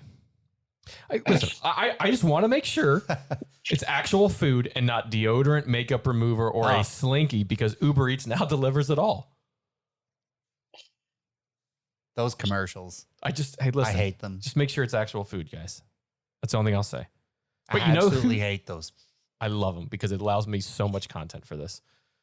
But do you know who did deliver this year in the Uber Eats League? Mr. Killian, I'm officially staying at PSG Mbappe, who has officially announced and signed a deal through like 2026 or 2027 or whenever, and probably owns half the club now on Bitcoin or whatever. I don't know. He's officially staying, and he scored and led the Uber Eats League with 28 goals this year. Wow. You know who really didn't deliver a whole lot in the league this year? Let me guess. Wait. Was it Griezmann? No. No. Was it Messi? It was the supposed GOAT Messi. Listen to this, gents. Ronaldo goes to the Premier League and becomes third in the Golden Boot behind Mohamed Salah and Son. And Messi finishes tied for 44th place with 6 goals. I'll let you guys decide who's the GOAT.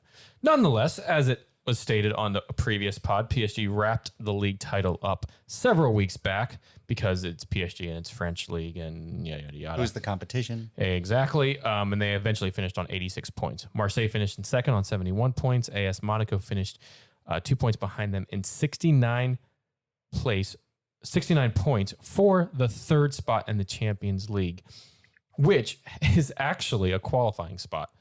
Because the coefficient in France is the competition is not as much as it is in the other 4 major leagues. They only get 2 guaranteed. They get 2 guaranteed with that with that third spot being a qualifying spot where it's the 5th spot in most of the other leagues, right? Including the Premier League.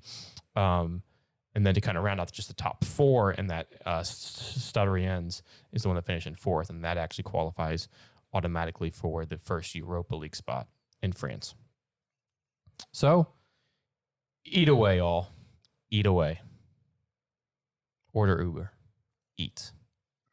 But until next season, when the La Liga's roundup comes back, it bids you adieu for now. And don't forget that PSG won this and everyone still wants to fire Pochettino. Yeah. Shocker. Yeah. Because Bizarre. he's a football manager, not a posse wrangler. No, well, halfway through the season, he'll be coaching Man United. No, we have Erik Ten Hag. Let me tell you, gents. Oh, Jesus. Real quick. Erik Ten Hag. Have you seen like him and walking around Old Trafford? Yeah. I've seen He's some a pictures. proper bald that looks like he would kick you in the balls and pee in your cereal to get you to play well. I'm all for it.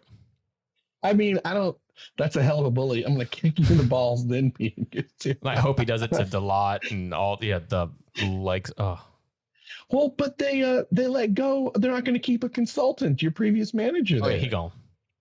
But they I mean, said is they were that gonna keep really him as a that bad? consultant. No, I agree, Ron. I don't think it's that bad. I like him, No, but it's not that bad. it wasn't a match. But it also- wasn't It's a just match. silly. But also, why didn't you just keep him? Or For why all didn't the- you keep he's Ole, coaching- for that matter. Well, if true. This is what you were going to He's do. coaching the Australian national team now, I think. But who he brought in was a guy by the name of Chris Armas, former U.S. men's national team player, former Toronto FC coach. Guess where he will now be coaching? He moves from Man United to Leeds United and will be under Jesse Marsh now. Oh, they're gonna make it an American managing staff. Yeah. And they just Man, brought it's in good. Leeds also has signed in the offseason Brendan Eriksen, U.S. men's international They keep player. saying don't compare us to Ted Lasso, and they keep pulling this stuff. Hey, Right? love it. Love it. Let's Yeah. go. I mean, you may as well, right? Just embrace it, lean in, Mm-hmm. be a goldfish. Why not? Be a goldfish.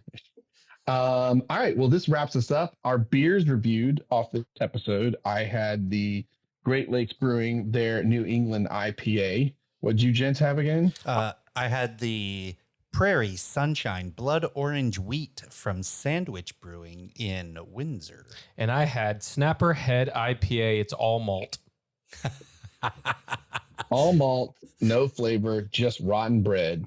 Oh, that beer is such. Which is also a Oh, wait. farmhouse ale. It's an So you have IPA. all malt, IPA, and a farmhouse ale, all from Butternuts Brewing, which is Butternuts Brewing Ale. Apologies, and it was this was canned back in 2017. So a real gem, Back in James. A real gems. 2003. Hey, you lose a bet. I own up to my bets. Yeah, you made that. Although bet. I'm My really, stomach hates me, but I own up to. I'm really disappointed you didn't make it as good a show as you did last. No, I just did it. Because you know what, I was gonna drop to one knee and do it as if it was like ice, but I was like, you know what, we're just gonna I power can't. through it, and we're just You gonna, feel like I can't chug this. 100%. I don't blame you. That- I would have puked all over the studio. That would have been. Ugh. And then we had as our Ron, did you say our second beer of the night from Canada? The Woodhouse Brewing Lager, 5.0 ABV, and it's quite tasty. Oh, damn good It's- lager. It's crisp. a bit caramel Mhm. and a bit bready Mhm. for your It's a bit nutty. for your typical lagers, but it is quite a tasty one. It was damn good. Excellent. Well, as always, you can check us out at thebrutalgame.com, Twitter, Facebooks, all those things, but especially Untapped, where we Oh. put up all the beers that we've been having. We were killing it. Ferris and I was in Boston this past week, and I went to like Harpoon Brewing. I went to Yeah, you had a ton of good Lord stuff. Yeah. Hobo Brewing. Oh man, those places were so great. If you're in the Boston area, must go to Harpoon. It's awesome. So much fun. Blake, that- I don't know if that's you the can best see on the thing to follow webcam. it. I don't know if you can see on the webcam, but I bought you a Harpoon Pride shirt. It is Oh, a sweet sweet. shirt, man. He got me one too. It is awesome. Gracias. Much appreciated. But look on the back on yeah. what it says. I will read it as Ron's turning around. It says love beer period, love life period, and a nice pride background. Awesome. I love it. Did I lose you guys? No, Nope. no. We're still there. Okay. Your picture disappeared. I was I here. know. We got hung up again. As long as you can hear me, then the sweet vocal tunes are being recorded on your computer, and we're all good to go. Yeah, life is good. Please leave us a review if you get a chance on Apple Podcasts, wherever you listen to us. We'll try to get a koozie, a magnet, or something, sticker, something fun out to you. And I think that wraps us up, gentlemen. We good? Yeah, All good. just apologies for not getting a pod out earlier with this, as we were enjoying Ron's wedding and wedding day, and we're still looking to get out more pods and more contents for everybody this year. So thank you for listening, Yeah. liking, commenting, all the above. Amen to that. And just so you guys want to know, I want to make sure you know all about the benefits of dried grapes. Oh, here we go. Here it comes. No, I've just been trying to get around as much as I can. It's the whole thing that my doctor's got me on. Like dried grapes are amazing. So just trying to spread the word. It's all about raising awareness.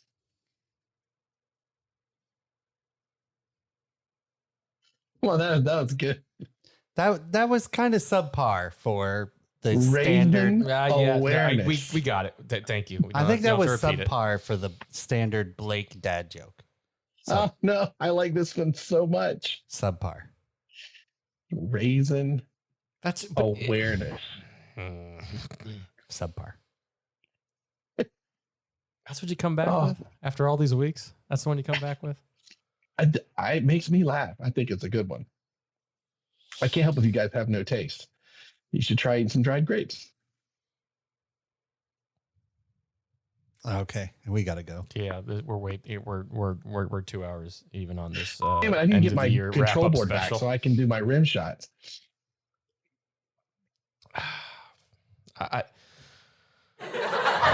There we go. There we go.